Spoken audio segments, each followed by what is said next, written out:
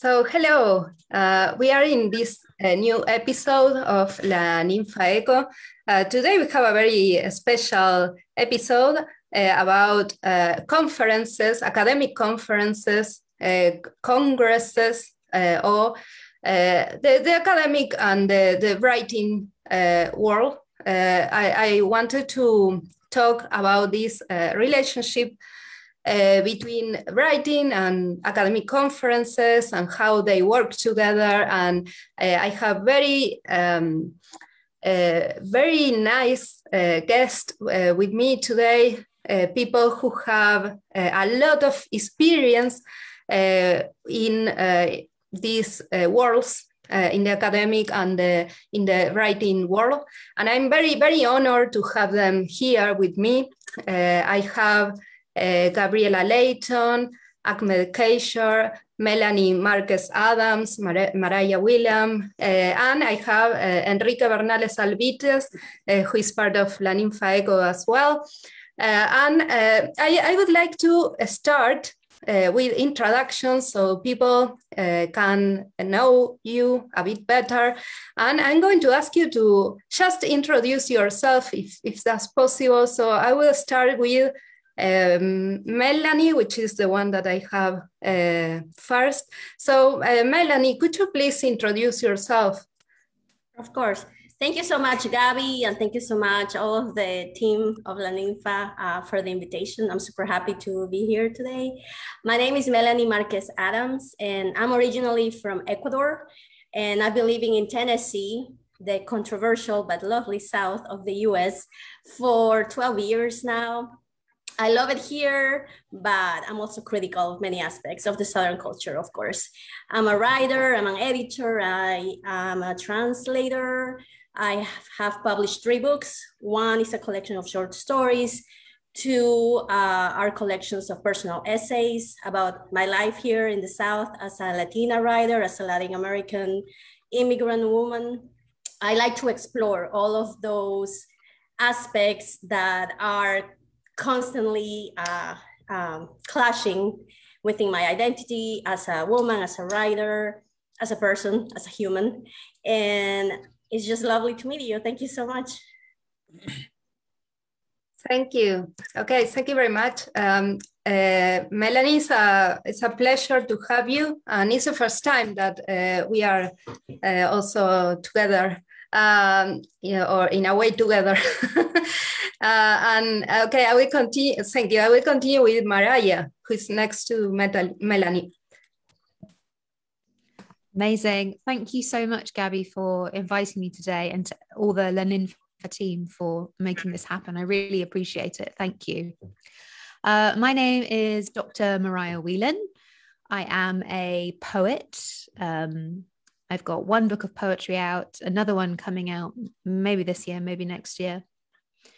I'm also an editor of a literary magazine called Bath Mag, where we publish poetry. And I'm also an academic. I work as a poet in residence at the University of Cambridge. And I'm also based at the Institute of Advanced Studies at University College London. And my research looks at what happens when I get academics to use creative methodologies, particularly poetry-based methods, in their academic research, and exploring all the exciting things that can happen when we do that. So that's me. Thank you very much for having me. Thank you very much. Mariah is also part of La Ninfa Eco UK. I invited her today as a guest, but she's also part. Also, now Ahmed is also part, and he's the one that I'm going to ask to introduce himself. So if you can introduce yourself, Ahmed, thank you. Hello, Gaby. Many thanks for having me here today, and delighted to be introduced as the part of La Ninfa Eco team. I'm a poet, fictionist, and I wrote many essays on literature, films, painting.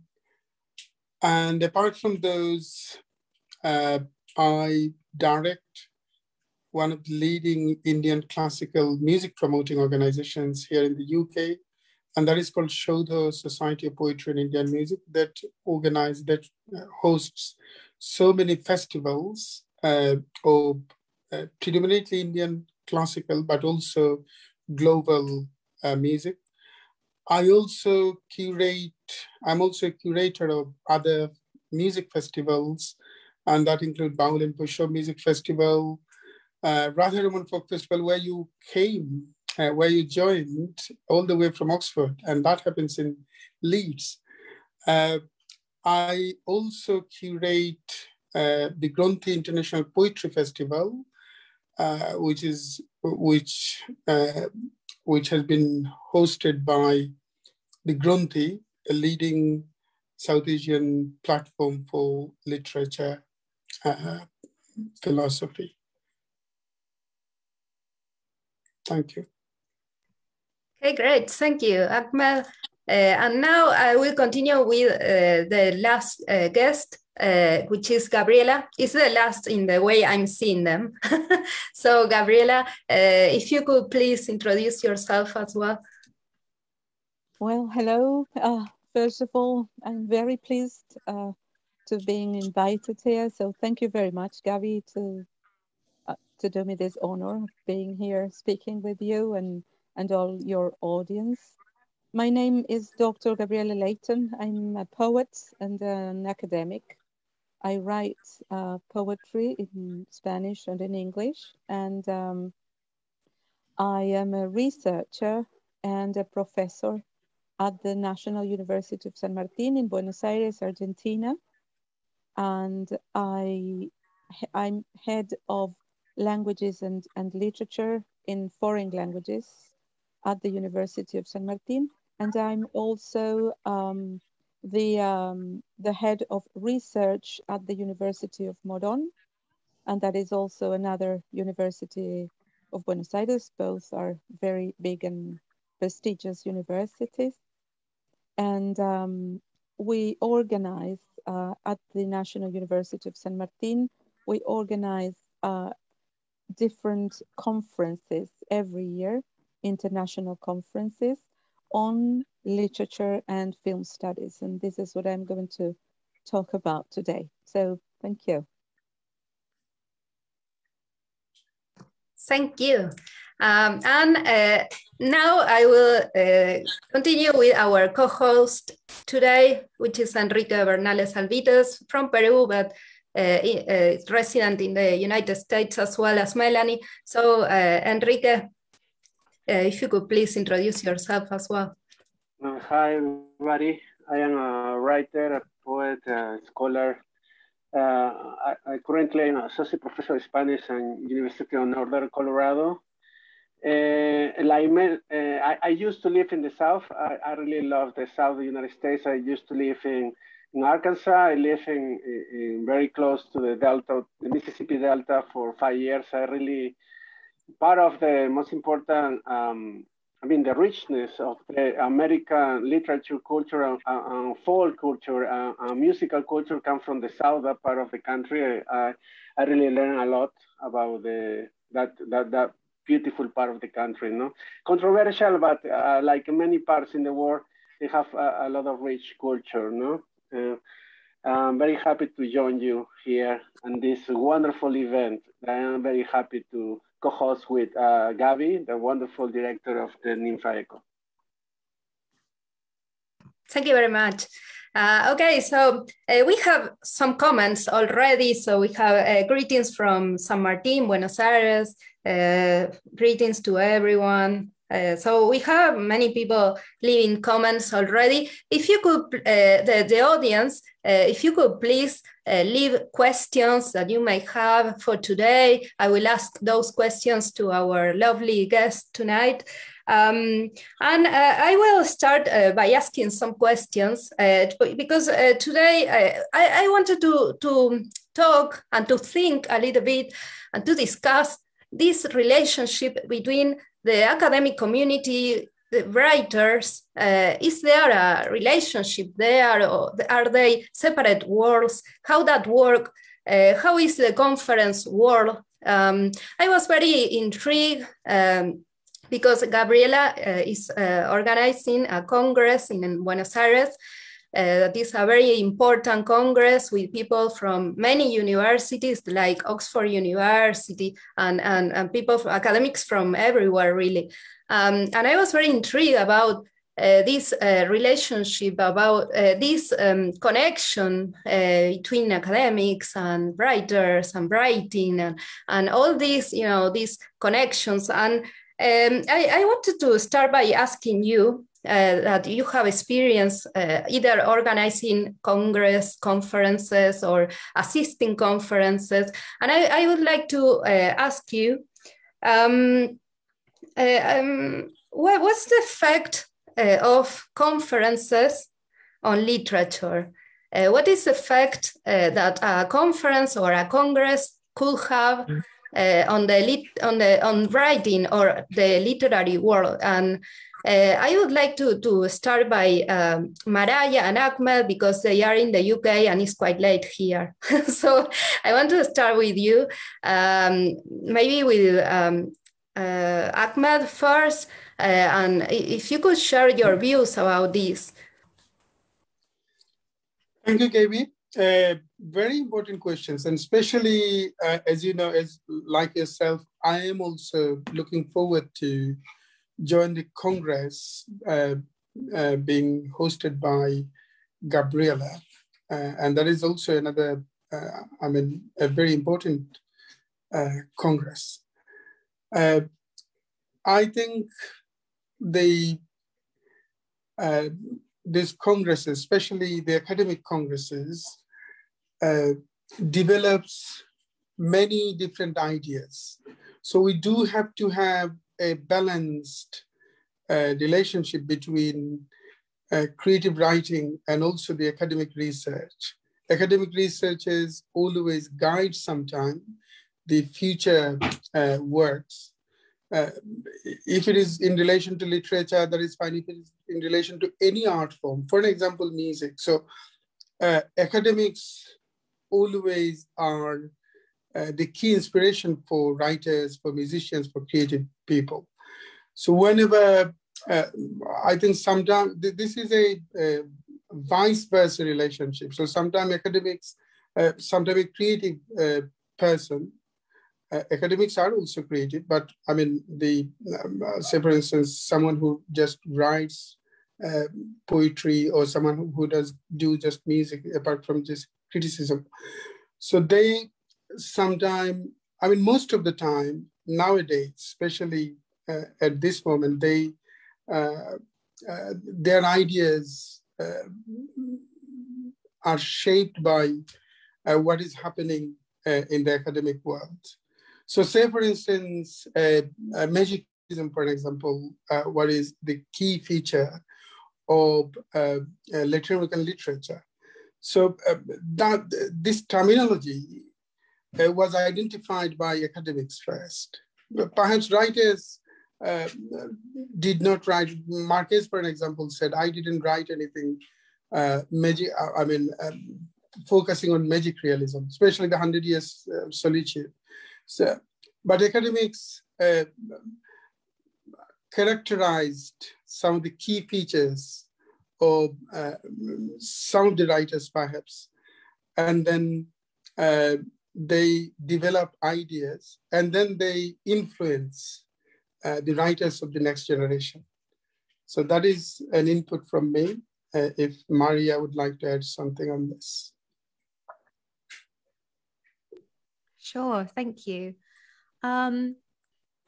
So I think you're right, Ahmed, that there's very often a perceived relationship between academic research and creative practice, where academic research is pushing boundaries and creating new knowledge and new ideas that creative practitioners then explore. So first comes the research and then comes the creativity. My job is to problematize that hierarchy, that relationship of academia leading and creative practice coming second. So I've just put on 2 conferences this year. One for University College London, which was a 1-day symposium, and then another 2-day conference at the University of Oxford, where we were looking at poetry in particular as a form of research. So rather than thinking about that relationship of research leading the way and creative practice then exploring ideas that are explored in the research, looking at poetry as a form of research. And we looked at that in a couple of different ways. On the one hand, we had poets talking about how they write a book and how it involves the creation of new knowledge and new ideas, just the same way that academic research does. And that can be on the level of poetic form, the level of theme, and also ideas about communication and interpersonal relationships as well. So that's one strand. And then the second strand is looking at poetry as a set of methods, a set of approaches, and thinking about how other academic disciplines can use those methods. So, for example, I work with a social scientist who looks at nationalism, particularly the new right. So Donald Trump, Brexit in the UK, Bolsonaro, all that kind of thing. And we use creative approaches to asking questions about why are people so seduced by nationalism? Why are they so seduced by the new right? And by using creative practice to do that, we were able to identify the aesthetic means by which people are seduced by nationalism. So not just the political theory, but the aesthetics. And that's something that creative practice could do that the theory couldn't. And then I also, there's also a third strand of other things as well. For example, medics who use poetry as a healing tool in their practice, teachers who use writing poetry as an educational tool, and talking about how that can help shape the development of educators. So I think there definitely is a hierarchy in academia, particularly in UK academia, where there's serious academic research and then creative practice comes second. But for me, the most interesting stuff disturbs that hierarchy, disturbs that relationship of academic research first and poetry second, for example. And I have to say that's interesting because it's my job. And I have to convince funders and universities to pay me to do that. But I do think it's very interesting as well. Yeah, and you are also, Mariah, you were the director at the Oxford Writers' House as well. Mm-hmm. So you have a lot of experience, creating these spaces of discussion, and you were great. Like I had I've been lucky enough to see you working there and to see all the amazing things that you were doing and how creative you could be. And it's really interesting what happens when we create these spaces. Yes. It's very interesting. Mariah has actually experience of 3 different dimensions. One as an academic. Secondly, he's also the part of wonderful activities. I mean, we met her, remember, she was invited us in Oxford Festival. So part of, organizing, and then she's a wonderful poet. So her input is, I think, quite significant for this. Yeah, exactly. Yeah, as a poet, she's amazing as well. She's not going to say it, so I will say it. She's an amazing poet as well. So yeah, you are right, Ahmed. And you also, Ahmed, you are a poet, an organizer. So you also have these levels, these layers of things that you do. You organize amazing festivals, you're a poet, you do different things in different levels. But I think something interesting happens there, because if you're only an academic, you cannot perceive or live or know how is the life of a writer. That is sometimes very different. If you're only a writer, you maybe look things through a very different perspective than an academic. So it's interesting to know all these different levels or layers and to be in contact with all these worlds. And I think people who are in contact with, that's my opinion, but I think people like Ahmed, Mariah, and other people that I'm not going to mention everyone, but everyone who is part of these different realities are the best researchers, the best organizers, because they know what is needed, or they know what people need, or what is needed to make a change.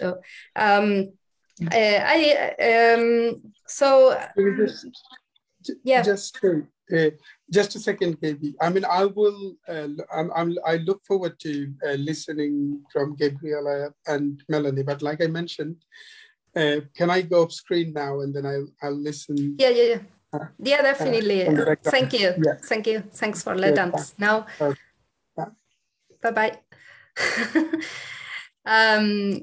Okay, so I would love to listen opinions from Gabriela or Melanie. I would like to add another question, which is, are writers from different backgrounds involved in conferences, or is this, do you see different realities when you are in a conference? Or Melanie.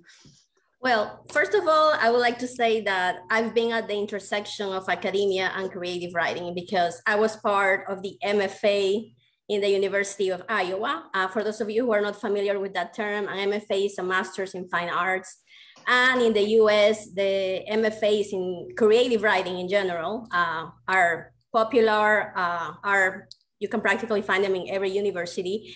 And through the last decade or so, there have been some pop-ups of the Spanish version of these programs, and University of Iowa has one of them. I guess the most famous or infamous are the ones in University of Iowa, NYU, and University of Texas in El Paso. And that program is very special, the one in Texas, because that one is bilingual, which I love. And I wish that I could have gone to that program, but because of distance, Iowa was more convenient for me. Anywho, I was at that intersection between academia and creative writing, and I saw the good and the bad, and I learned from both. And in my book, Herencia, you can read a lot about what my experience was at the program, because it changed me. It changed me as a writer. It changed me as a person, definitely. Because those experiences where you just are shocked by many aspects of what you thought the writing world was, and then you're like, oh, I used to be innocent, not anymore. You know, that changes you, that moves you. And and answering to your first question, when you said what is the effect, right, of academia and creative writing, there's definitely an effect. The writing world needs academia, because academia decides what it's read, what it's studied. And what's sad many times is that academia kind of just fits over whatever the publishing industry is doing. Where in academia, we're either reading dead authors, right? The canon that we know with all the problems, right?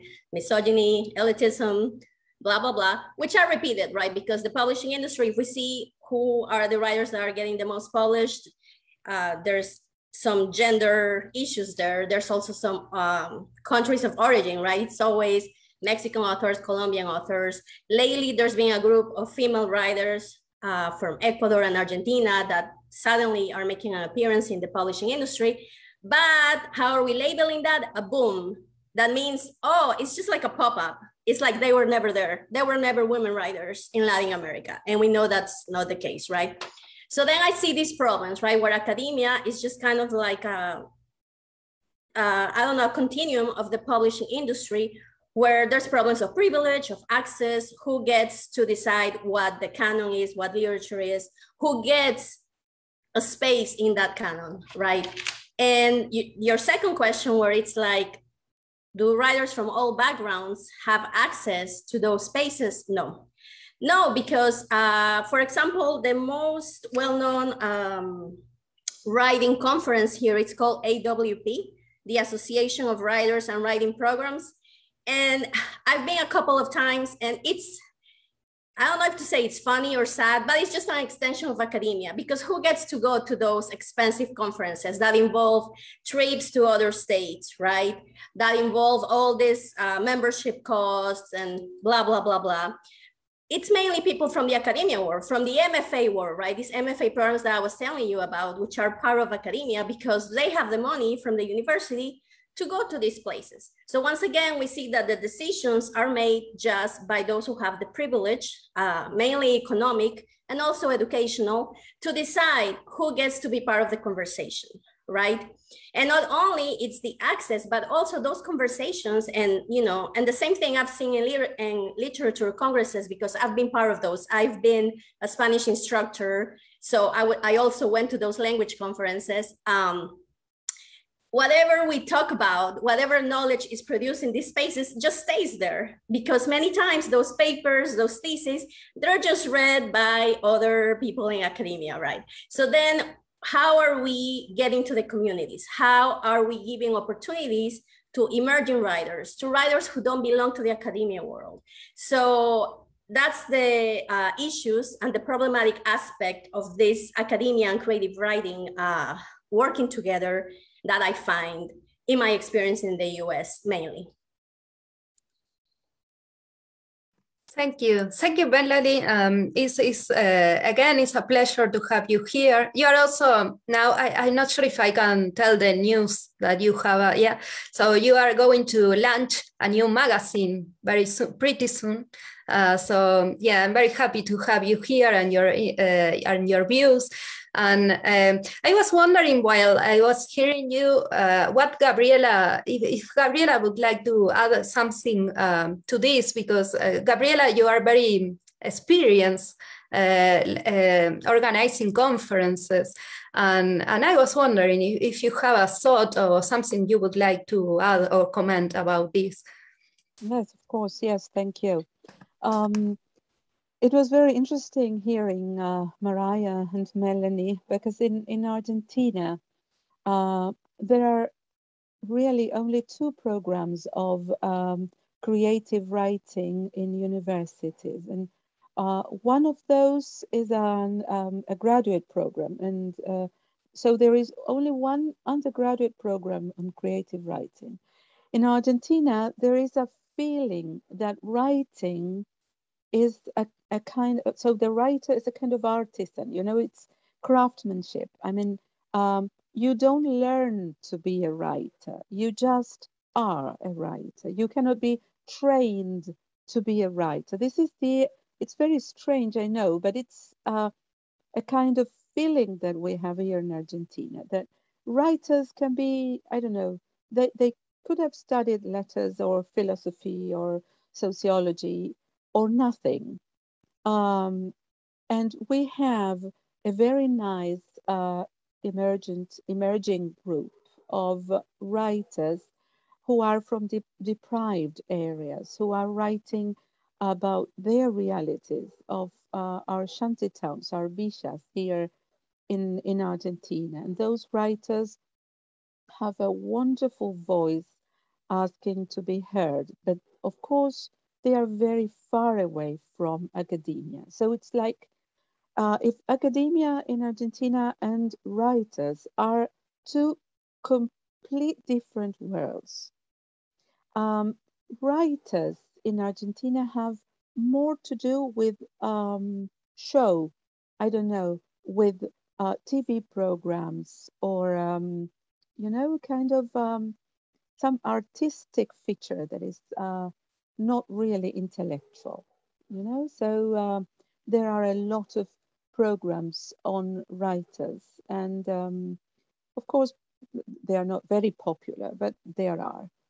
And so we have writers on one side and academia on the other side, and very much opposite to what Mariah has said. Academia is just not leading writing because they are two different realms. Academia is just studying what they choose, or what we, I have to say that, what we choose is worth studying. So we are setting parameters and hierarchies on what is right to read and to study at the university and what is not. So there's quite a lot of literature that is never studied at the university. And those books are really widely read, widely read. So, I mean, most popular writers will never reach academia, never. Not as students, and not, and of course not as authors understudy.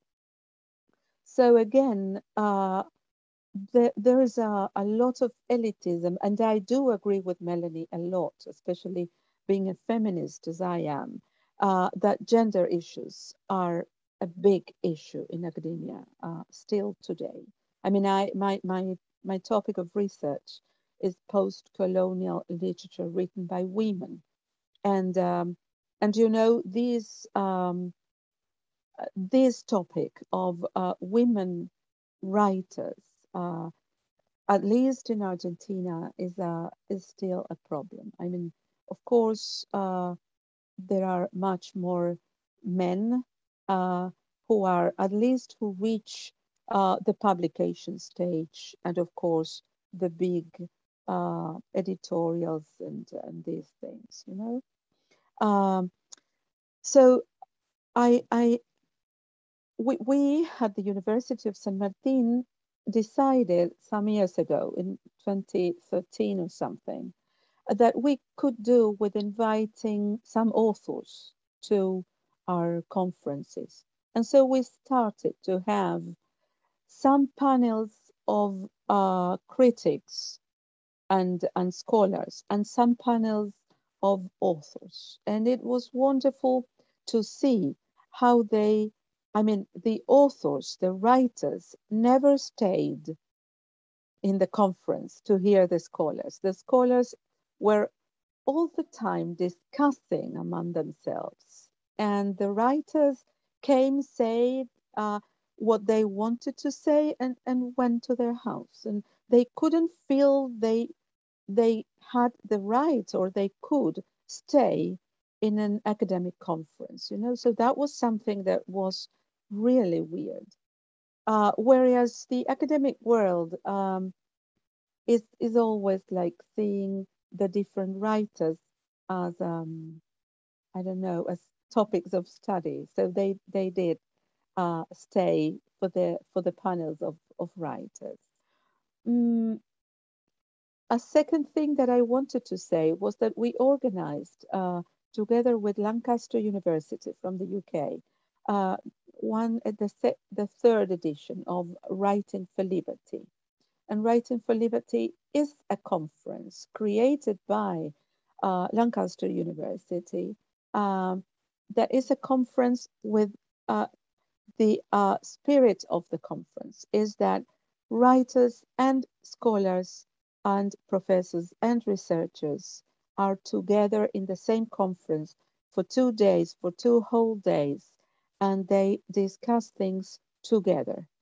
So it's a full-time conference. You cannot just stand up and go, because they are located in general in a place where you just stay for the day or 2 days. And that was really interesting. But I must say that in this case, in general, the authors who came to the conference were authors who were intellectuals, not popular authors, you know. So, and I say this, and I really underline this, because we do have popular authors that are widely read and that are really separated in Argentina from academia. And that is something we need to change, you know. That's it then, Gaby. I will not take the word longer. No, it's fine, because it's, what you are saying is something that I'm sure everyone here have comments about what you were saying. It's very fascinating. I would like to do just a little break, because I want to introduce Ezequiel. Ezequiel had a really long day. He had a disruption on the train. He went to Budapest, then to another city, then he had to take a bus. So Ezequiel is from La Ninfa. I want to introduce him. Hi, Ezequiel. Hope you are well and you don't hate me. Oh, we cannot hear you now.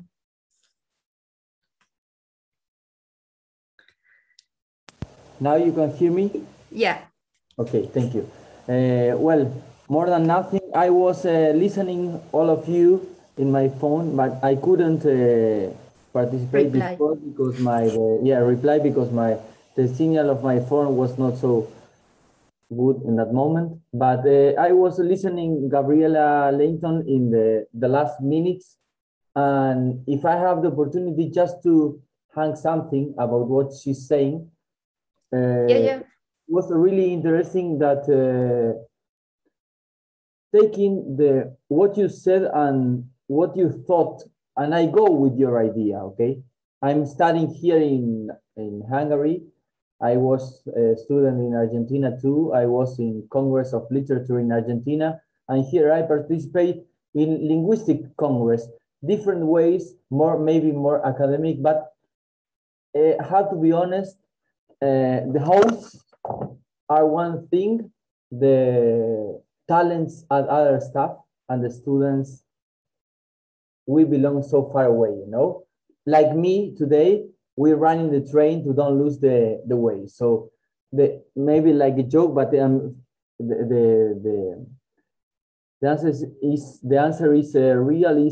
So you think is the difference between the Congress and the conference just in the title, and not for the audience, you know, more just for the conference people, for the people who gonna expose the idea, because a lot of times being or belonging from this part, you know, we feel this, you know, that we are just the field, you know, and the people that just compose the oratory zone, they are just waiting the silence from the other of his table to complete the paragraph of this season, and it's enough, you know. They know that they do the calculation. Okay, we are gonna receive just 3 questions, and it's enough. And they prefigure, you know, they pre-draw before the idea, and with this, they reply before to receive the idea. And you have to write what you want to ask. And of course, I understand, but in the same way, you know, it's not clear or not genuine. Just it's not, yeah, maybe not genuine, because what happened? You know, we lose the essential of the lesson, of the teach, and the touch that we receive from them, and they receive from us, you know. Just interrogation, question, silence, not understand, or whatever. Or we are just, you know, a blank paper who have to be print about some idea. Sorry for the long question. Thank you. So I will just, Can I answer? Because I suppose that he was like, saying this because of what I said. And can I say something very short? Yeah, I was going there. Just I wanted to do a little break, if you don't mind, because I want to read some comments, and also I want to say that Henry wanted to say something as well. So I'm behind with Henry, but I will go there. But first, I would like just to interrupt, just 1 minute, to read some comments that the audience are leaving. So I have Florencia saying, "Go, Henry." Then we have Anna saying, "So nice to see you all. Hello, Melanie." So greetings to Melanie. Congrats. Carla says, "This is the link to the conference Gabriela is organizing at the UNSAM in Argentina." Dean is saying, "A wonderful conversation." I think this is for Mariah. "A wonderful conversation to be part of." Naveen is saying, "Nice to see you, my friend." So yeah, we have different comments. Please, if the audience is listening, please leave questions and comments. And now I will continue with Gabriela and then with Henry. so you can answer the Ezequiel question. Sorry. Because I suppose that he raised a very important issue, because students are, of course, a dimension that we were not considering, and students are very important there, because students come to study literature because they are readers, and when they come to university they have to read the canon, and then again we have this terrible brink between the real world and the academic world. So I appreciate Ezequiel's message and comment, because I suppose that I completely agree with that. And the second thing is that I also agree with him saying that more and more conferences are just to deliver the lecture, read the paper, publish if there are procedures, and go home. We are not there really for a real debate. We are not there to hear other people, to listen to other ideas, to learn. We are just there because as we work in universities, we need to publish, we need to go to conferences, and we need to improve in our careers, So that is a big problem, because there is no conversation and no debate. And for that, I suppose that, Gaby, I really appreciate a space like this, because it's very important to debate on what is important, So thank you, Ezequiel, for your words. Thank you. No, I think it's very, I'm super happy. I don't know if you can tell by my face, but I'm super happy to have you all here, because I know that you are very, very, I don't know what word to use, but you are clever people, you're people who think, you're sensitive people. And I know that I feel that you make a difference in the world, all of you really. And I'm very happy to have you all together, and also Ahmed, who had to leave earlier, unfortunately. But I really think, and it's not something I'm saying because I'm saying it, it's something that I really feel and think, that you make a difference in the world, because you have this sensitivity, because you have this, you are people who think a lot and reflect on what is happening in the world, and I don't feel you are like, robots. Other people are more like they just have an agenda and that's it, and they don't, they don't think out of the box, or they don't have questions, or they don't want a change, or they don't care really. But I feel the people who is here today is people who care and who try to make a change. And I would like to continue with Henry. I call him Enrique because he didn't say anything.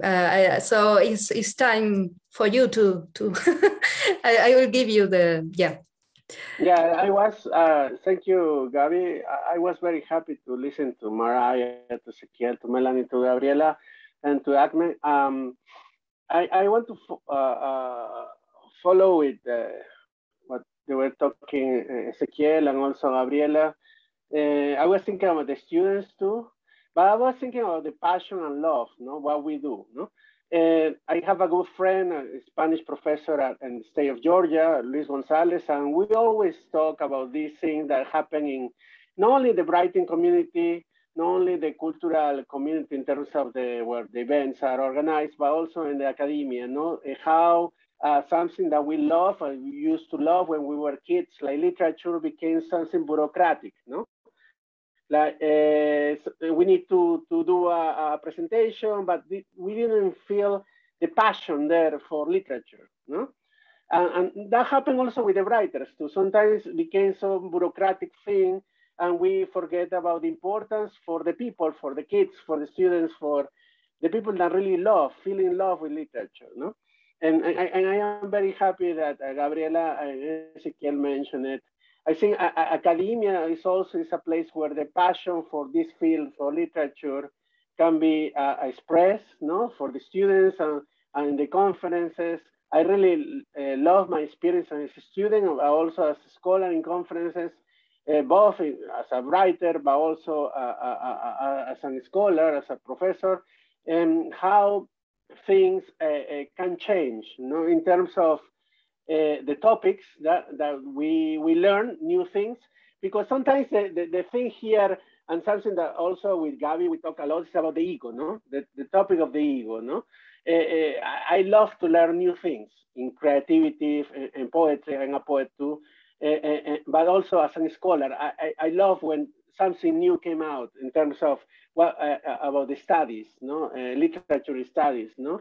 And that is something that I think we can do with improving in terms of the writing community, the academia community, how we, as a writers, as a professor, as a students too, can show that passion for the literature, the topic, no?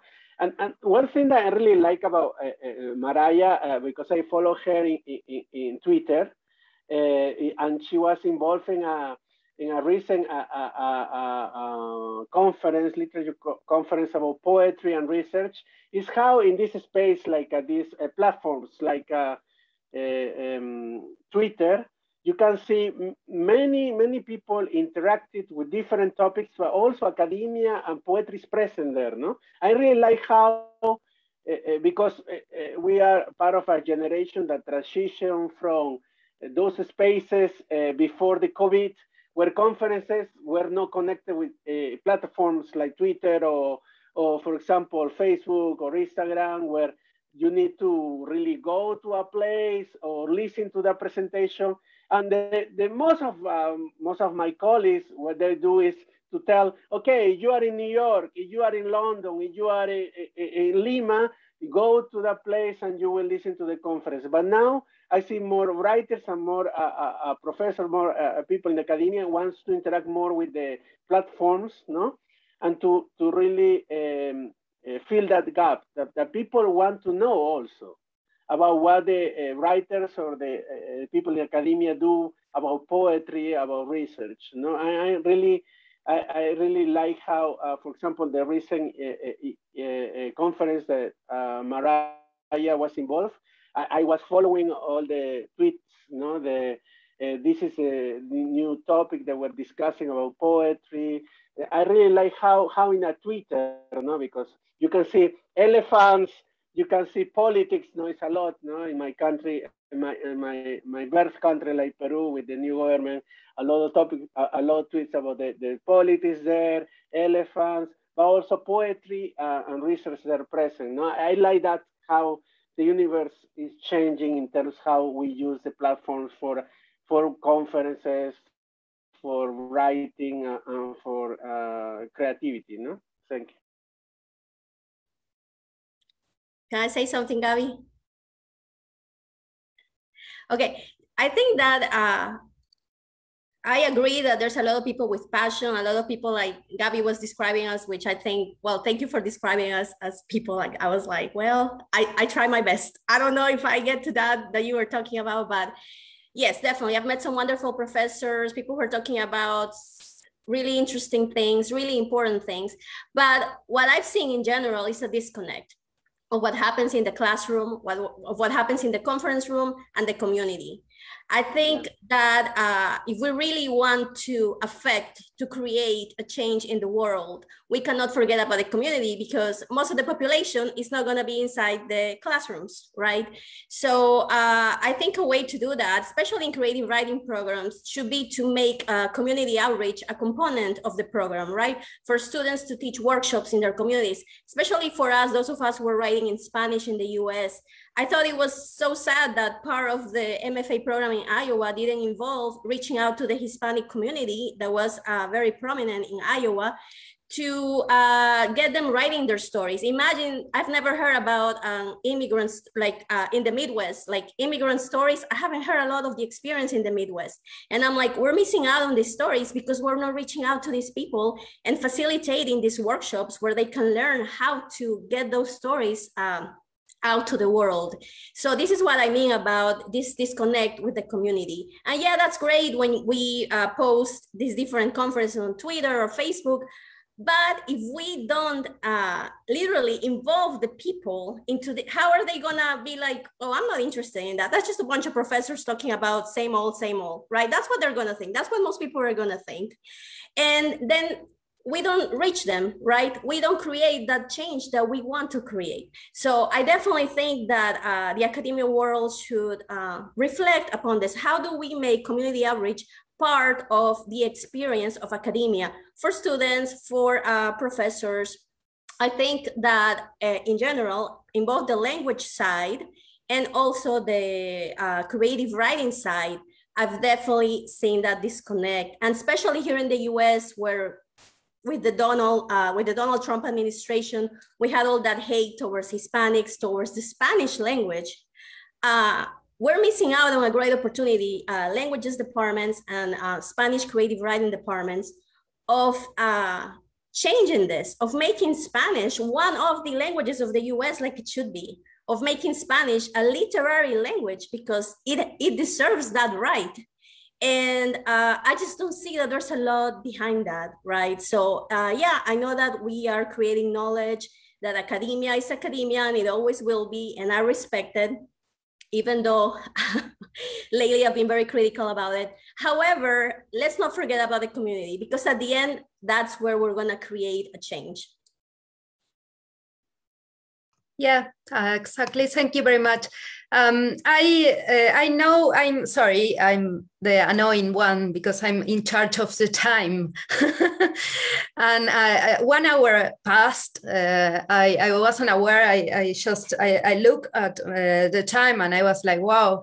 I know Mariah is a bit late for you. So I wanted to ask you if you would like to add something to what Enrique said before, and yeah, basically that, if you would like to add something, or if you want to leave, because I told you it was 1 hour, so so you can leave if you like.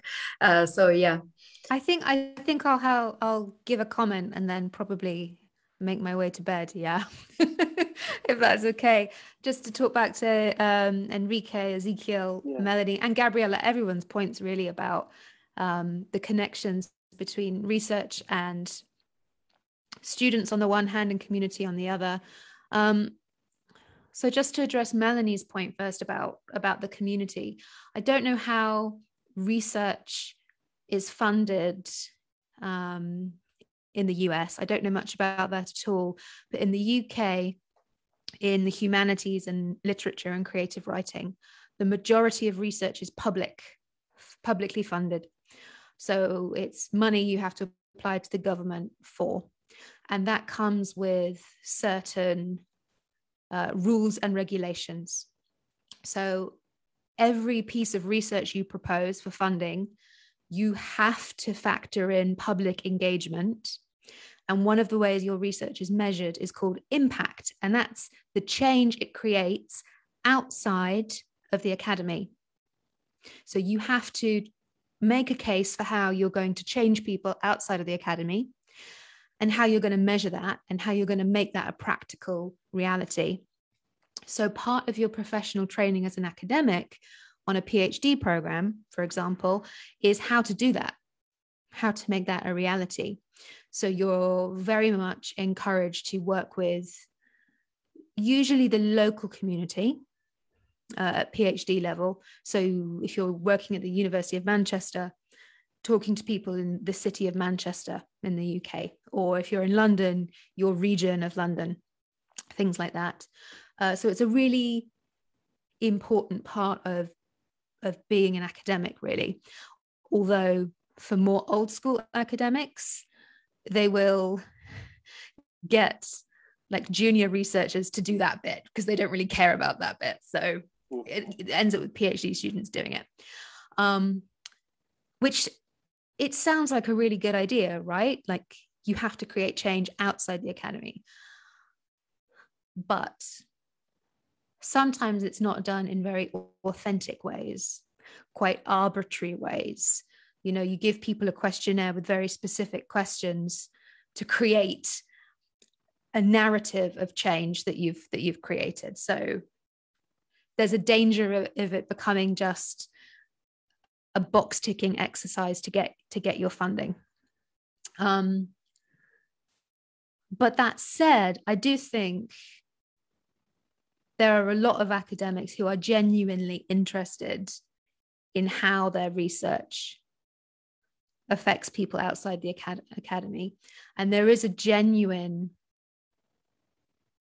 move in literature and creative writing departments to get people writing outside of universities. So taking university quality instructors and putting them into the community. But it's a double-sided sword. You know, it's not always the most authentic. And then in terms of student engagement, it's really hard to get like students to engage with conferences. They hate it. I don't know how it is for your students. In the UK, I think it's to do with class, because, you know, you have a huge amount of students participating in university level education. And that's fine at undergraduate level, but the more senior levels, there's all these rituals and rules and special language, and you have to know how to network and do all this stuff, and they hate it. And I'm like, good, do hate it, but come and say you hate it. And, you know, question why we're participating in this and perpetuating this.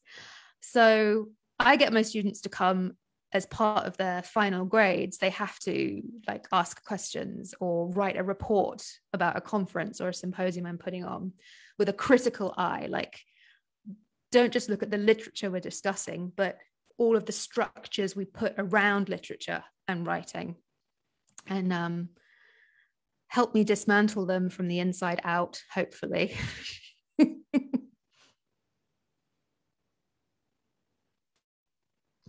Many thanks. Okay, thank you, Mariah. I don't know. I think you will now leave. So I should say bye. This is our farewell. Bye, Mariah. Thank you. Thank you so much for coming. Thank you so much for having me. It was great to talk to you all. Hope to stay in touch. Okay. Bye-bye. Bye, everyone. Bye.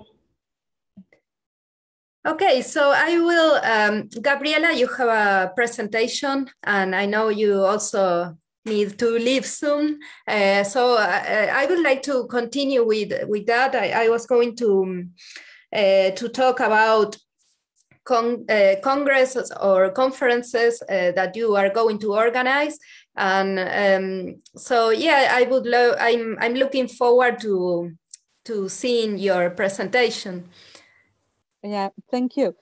Just one or two things about what Mariah has just said, because it's interesting that we are all the time, because, you know, academia is a world, a very closed world. And so we are talking about in and out, because it's really in and out.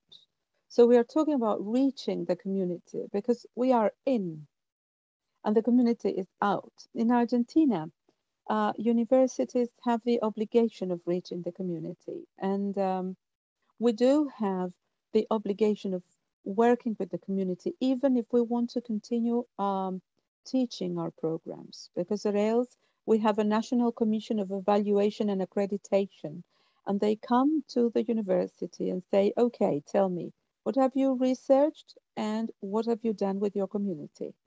But that is one thing, and the community coming to our conferences is another. You know, so conferences are closed spaces where only scholars are there, and even if writers come, they come as outsiders. And this is what we, at least we at the National University of San Martin, are trying to change. You know, so I wanted to say this because it's, for me, it's very important. I always feel I always feel this sensation of being part of an elite that is very far away or better than the rest of the people, and that is not true, you know. And especially in a place like Argentina, in which national universities are free of charge. I mean, you go and study and you don't pay in national universities, and they are very, very good level. The best universities in the country and in Latin America are public universities, and you go there for free. And you go there for free, and probably you are the first university student in all of your family. So you probably are the first university professional of all of your family. And then you are part of an elite, and we say in and out. And so I am in and all the rest of my family is out, you know. So these things are important to be discussed, because as Melanie said, if we really want to open university and to reach our communities, local, regional, whatever, in Latin America, we are very regional, you know. So, okay, we want to reach the community, then we need to work hard for that, because universities are really still very elitist. Okay, so after that, I will show you what I've prepared. Really, it's not true. It's Amanda Leal. Thank you very much, Amanda, for doing this for me today. Can you see my screen now? Yes? Yes, yes. Great. Okay. I am just trying. Okay, that's it. Okay, so I'm the head of the Center for Languages Study at the National University of San Martin, and we offer a space of analysis for literatures and languages. We research, we teach, and we foster the study of literature, comparative literature, autobiography, post-colonial literature, etc. We also research in foreign languages evaluation, discourse in several contexts, languages and genre, and cultural industries. This is our website, and so you have all our lines of research there. If you want to go and have a look, that would be very good for us. So we are a group of researchers and academics in the field of languages, literature, film studies, humanities, and social sciences in general. And the center was created in 2006 and has been hosting academic conferences since 2008. So these are our outcomes. And so we have had international conferences in literature since 2008. And I'm very proud of showing you that we always publish the procedures of our conferences, and that is really a very good thing, because we really do have very nice books after the conferences to read. And this was the Writing for Liberty conference I was talking to you about. Well, that person there from the University of Lancaster will be at the conference this year that we are preparing. This is an example of our rooms of discussion in our conferences. This was the Writing for Liberty in Buenos Aires. It's a very international conference. And these are some photographs of some sessions of our different conferences in Buenos Aires. So, well, for you to see. And just this is our next conference, the one Gaby is going to be in, and also Ahmed. They are the fifth conference, international conferences on literature and film studies in foreign languages. And this time we will pay homage to Virginia Woolf, the author we chose to have some nice lectures about. And so this is going to be the, I don't know if you can see that because it's a little bit, well, it's the 23rd, 24th, and 25th of September, 2021. So if you want to see some of this, it would be a pleasure for us to have you there. And that's it. And these are, I mean, our Facebook and Twitter and Instagram and the YouTube channel. So that's it. Thank you very much for letting me show you this. Suppose that some Argentinian photos were nice to see for you. Yeah, it's very good. I really like it. I don't know what the other thing, but it's you can see the brilliant work that Gabriela does by seeing her presentation. Thanks very much for preparing. Thank you to Amanda as well. Okay, so unfortunately, I don't know if it is me, but time flies. I don't know. Yeah. Ezequiel wants to say something. Yeah. Yeah, I want to ask, to all of you, in particular, about what Gabriela said, but to all of you, Gabriela, Melanie, Henry, and maybe the people who listen later, just think about this.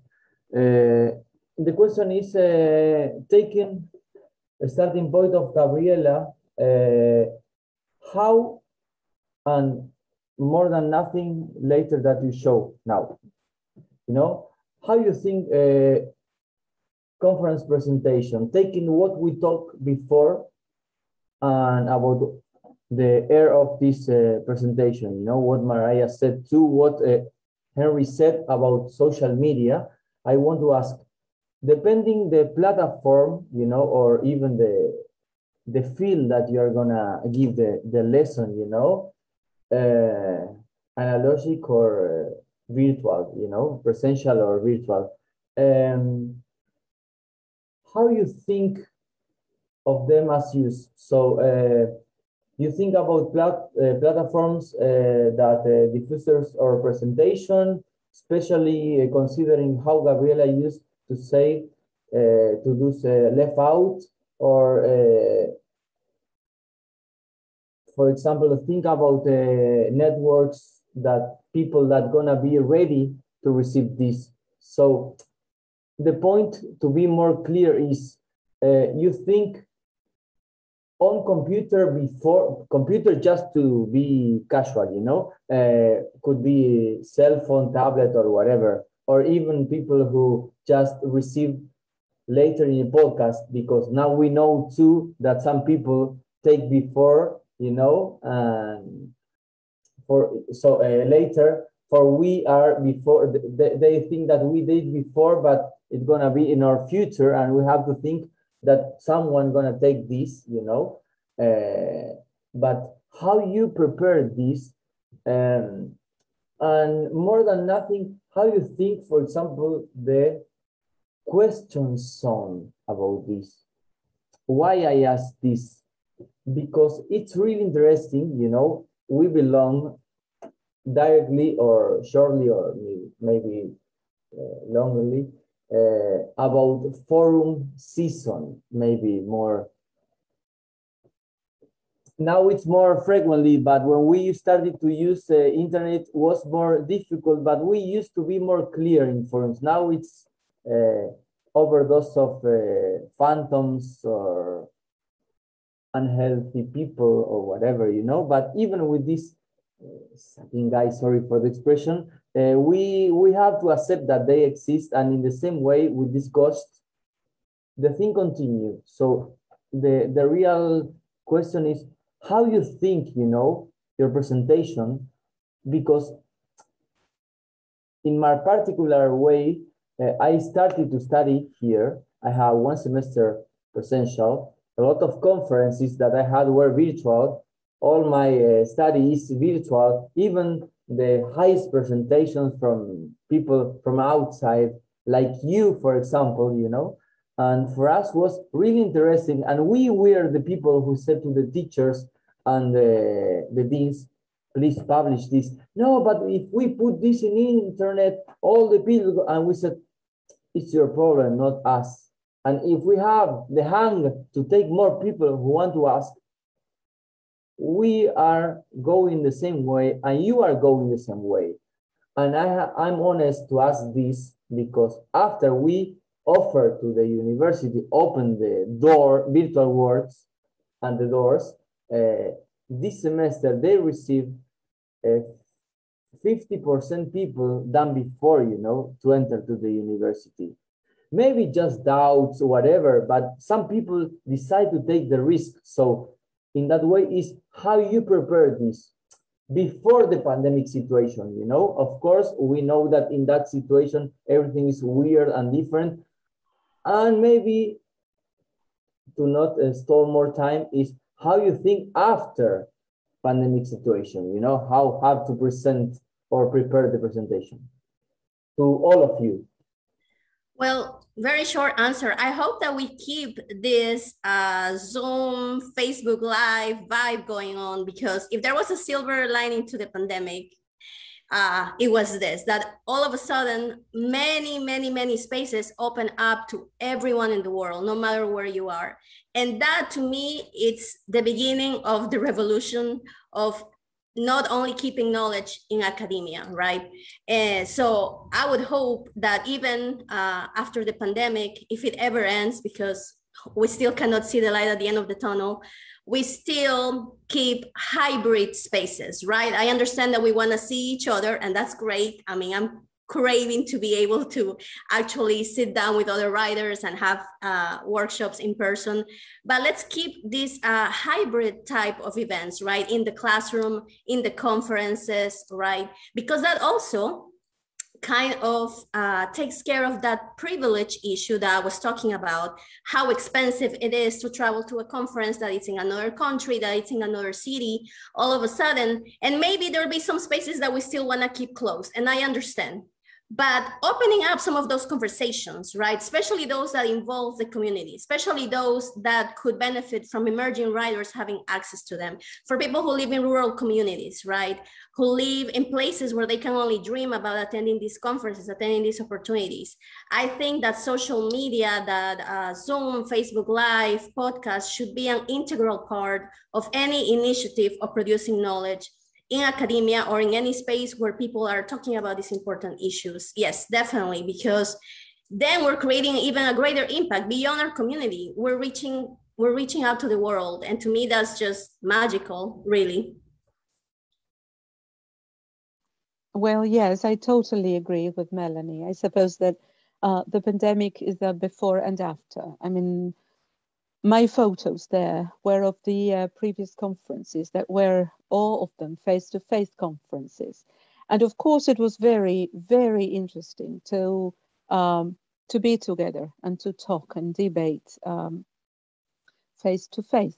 But at the same time, we learned that we can have more access to more things, and that we can also leave more open doors to people who could not come to places or participate, take part in things that were really very much close. So yes, I suppose that of course I agree that we want to see each other. We are like, I don't know, raving to go to a classroom again and see students again and this.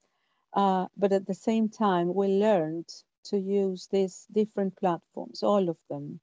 And we learned to do many things at the same time. I mean, while we are with the telephone doing something, we are at the same time at home cooking, and that has also a nice feeling as well, you know, because I suppose that this is something that will not leave us.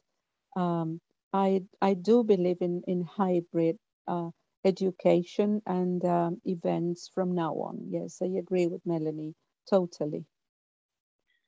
But one thing I would like to add to the discussion, well, I think one of the first things that we talked in the beginning of the program was the idea to keep the debate, you know, as a writers and as scholars, as part of the academic community, or as a part of a writing community or cultural community, you know. But also in the conference, for example, the nature of a scholar when presents something is to receive feedback from from their peers, you know. So that it changed with the pandemic because it's more was a presentation to an audience, can be remote, or the people that share the Zoom with the in the panel of part of the event, no. But that I think is one of the basic things that every scholar needs feedback for their peers, so can complete this research for a publication, being like an article or part of a book project. And I was these were the best things that I really learn and appreciate in any conference. No, how, for example, it can be a junior scholar, can be a graduate student, can be a professor. Bring your work, and then people ask you and give you a positive or negative comments or feedback about what you are doing. No, and I think that we need to keep it. No, in certain nature. No, it's very difficult in terms of. I mean, this virtual environment is more difficult to give feedback to the people for an article or a book, but still, I think is one of the first basic things we need to keep, no? The feedback from the peers. The other thing, like when Melanie was talking about the community, I think is something that is not only about the academia, it's not only about the language schools, in terms of literature, no? Or in terms of the multicultural aspect of certain countries like United States, is because the pandemic also changed many things, no? And in many countries, not only United States, in Latin America, for example, with the spread of fake news to the platforms, or also like I was watching before this program, another program in a news channel. There were health experts talking about how you need to talk to the community so they can wear masks, get vaccinated. No, I mean, like the academia or the science, because science is part of academia too. How we interact with the community, you know, how we bring what we do with the community, because in these times, in terms of the pandemic, of the vaccinations, of the fake news, I think it's something that we need to do more often, no? Because also there is a resistance in the community not to wear masks or not to get vaccinated, and how, because many people in the communities, they don't trust the people in the academia, the experts, no, the big experts, no.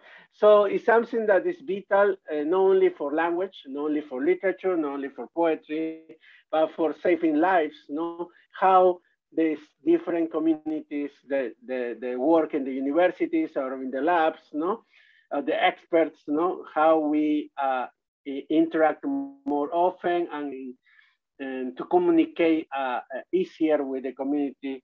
That sometimes they don't want to wear masks or don't want to get vaccinated. No, I mean, like there is big issues in the world, and something that is we need to make sure that the academia and the community, the scientists, interact more often, not to save lives and to make these things go better, no, in the future. Yes, thank you. Thank you very much. I would like to read a couple of comments.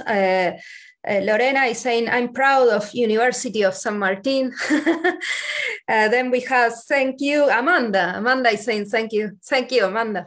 Then Patsy is saying, great exposition by Gabriela. Greetings from Sam. Then we have Ahmed commenting as well. Greetings to Ahmed. So we have more people adding comments. I would like, because we are reaching our time. we are by at the end of this. Unfortunately, it's fascinating, but we are running out of time. And I would like to just to do some closure, to talk, because many interesting things happened today in this discussion. You said interesting things like we talk about gender, we talk about diversity, we talk about different things. We sort of challenge a little bit some spaces, and I would like you, if you can finish by talking about when this didn't happen. So when did you feel that you were in a successful conference, that really awesome things happened, and why that happened? What was okay? What was right about those conferences? So I would like to talk about the positive things about conferences, because there are always bright sides, and I would like to finish with that, just to talk about the positive things. And I would like to start with Gabriela, because I know these are your final minutes. So I would like to start with you. If you could, say final comments about this. Yes, thank you. I'm sorry, but I have a class in 5 minutes, so I will say my final remarks. And those are that I suppose that the best thing that can happen at a conference is that people get to know each other and they want to work together in the future. So when things like networks are created after a conference, you know, the conference was successful, and you know, and also when you can see debate, when I suppose that Enrique was that suppose it was Enrique who said, or Ezequiel, I don't remember. Well, it's a pity that we are saying, okay, 2 questions, 3 questions, and we have to end here. And you know, when people would like to go on discussing and debating about the things, then you know the conference is a successful one. That we raised, so we invited the right people and we raised the right topics, you know? Because when people just go there to read their papers and there are no questions, and so the chair of the panel has to ask some questions, not so as not to say something, you know. So that's a conference that was not of interest to anyone. So I suppose these 2 things, I mean, the creation of groups, of networks, of future studies, probably for next time, and the spaces of debate. I suppose these are the 2 more important things in a conference. That's at least my idea. Thank you, Gabriela, and have a good class. Have a good day and class. Yeah.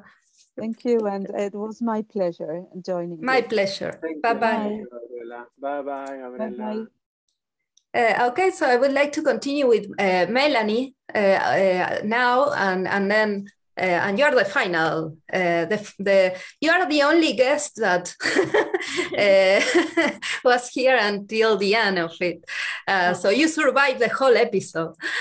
Almost not, because a thunderstorm just attacked us, and that's why I got disconnected. So yeah, for a moment I was afraid. I was thinking, what happened? Yeah.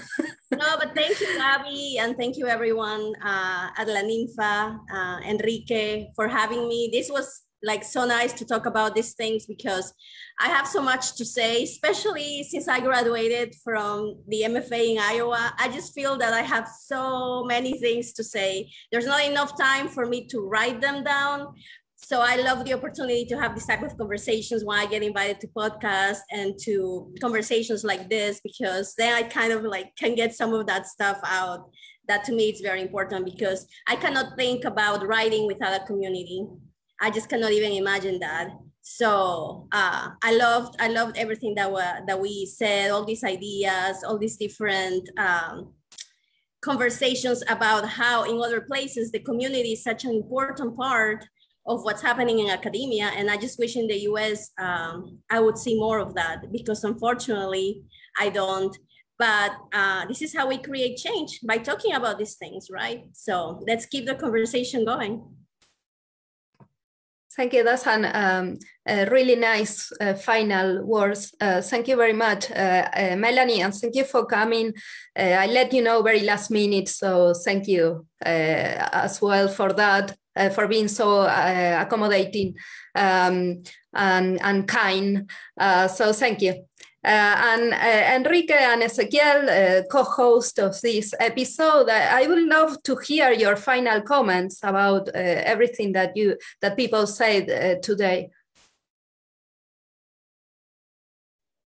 In my case, I can say that it was interesting.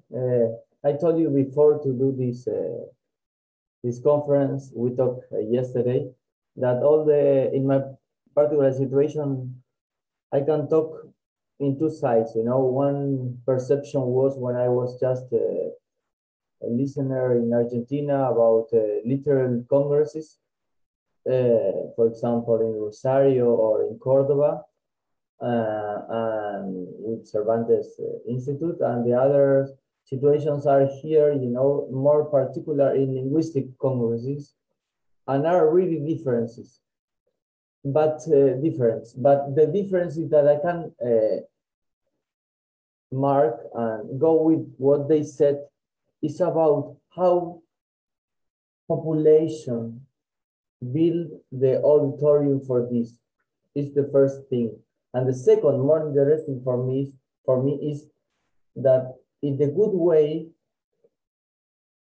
the particular situation that we are living now, and we are going to survive, we are surviving, and we are going to continue in that way, even going to auditorium with population again, this is going to really change, you know? So I really take what Gabriela said before, and Melanie, and even Harry show about what Mariah used, is how to use the tools, you know, to construct, because in one way, I had other studies before about communication, and we studied, you know, almost 20 years ago, that we are gonna produce some audio system that people want to listen, like a cassette, and gonna be called a podcast. Okay, this is happening now. So we have this now in our hands, okay?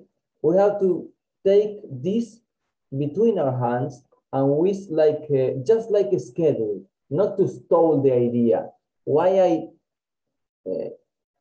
put the pressure here? Because what Melanie and Gabriela said is about not only depend about the format, you know, it's what you have to show.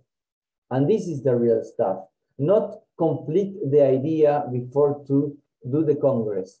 Let the auditorium of the Congress have the opportunity to cross the line. If they cross the line, all of us win. If not, okay.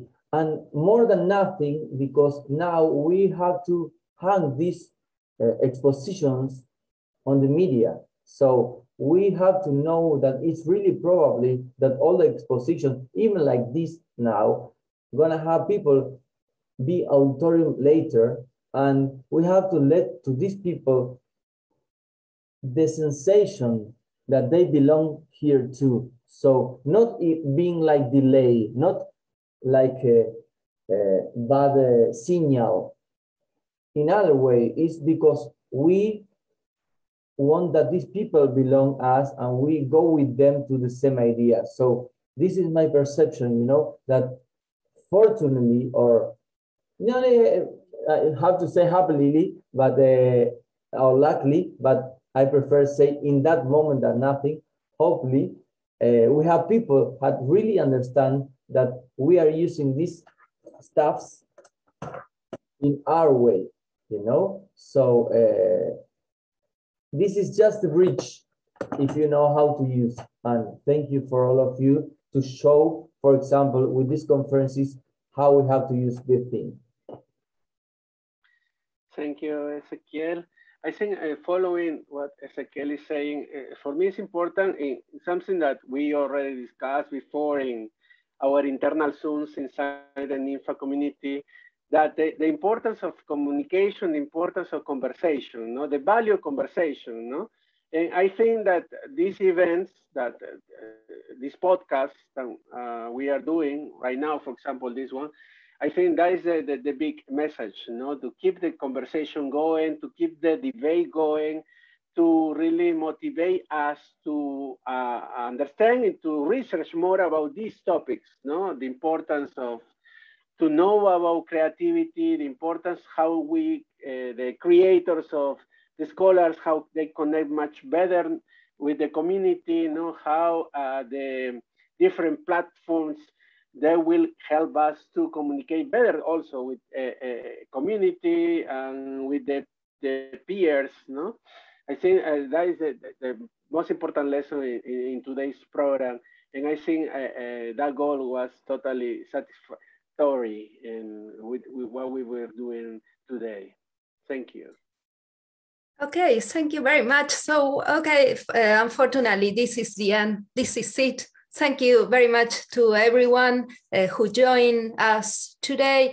And I would like to say that at La Ninfa, we have in the next weeks, we have a series of documentaries about poets in the US. And we will have, it's called 8 Poets, 8 States. Poets in the US, so you can watch it 1 poet per day during 8 days during the following weeks at La Ninfa Eco. So at this in La Ninfa Eco UK or La Ninfa Eco on Facebook or La Ninfa Eco US on Facebook or La Ninfa Eco OK on Instagram and La Ninfa Eco 1 on Twitter. And I would like to also say that it was wonderful to have you here. And our next episode is about Bolaño in the UK, because Bolaño was in the UK once,